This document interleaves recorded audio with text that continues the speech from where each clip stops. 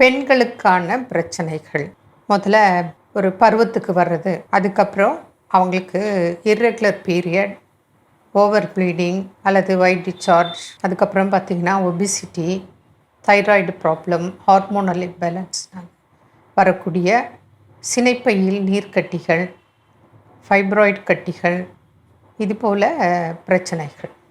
இது நம்ம before marriage இதை எடுத்துக்கலாம்.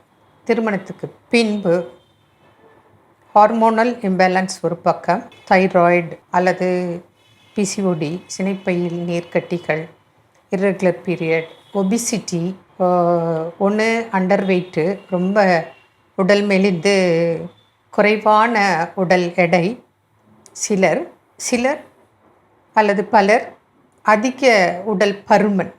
இதெல்லாம் வர்றதுக்கு காரணங்கள் ஒன்று இயற்கை சூழல், காலதாமதம், திருமணம், அது ஒரு பக்கம் விட்டுடுங்க.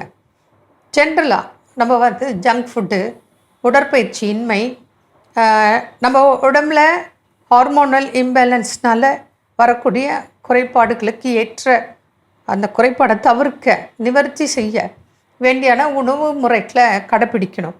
அப்போது உடற்பயிற்சி, உணவு முறை, ஆயுர்வேத மருந்துகளால் இதெல்லாம் சரி செய்து முடியுது.